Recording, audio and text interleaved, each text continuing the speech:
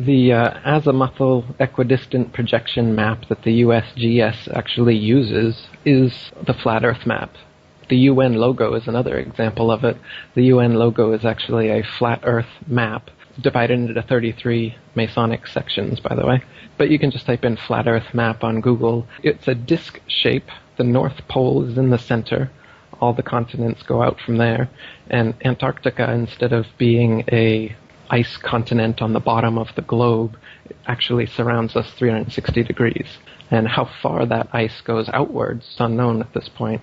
So there's a cover-up. That's what the Antarctic Treaty is all about. That's why you can't independently explore Antarctica.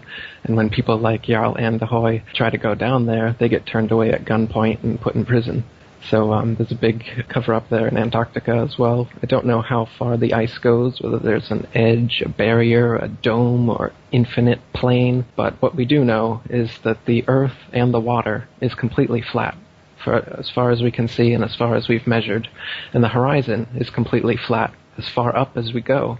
All amateur rockets and all amateur balloons sent up over 20 miles, as high as they can go. The horizon is flat all the way around.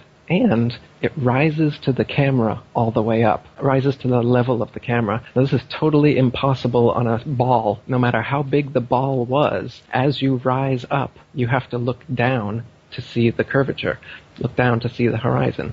But what actually happens if you go up in a hot air balloon, the horizon rises right on up with you. The whole way up. Just keeps on coming up at eye level as high as you're going to go.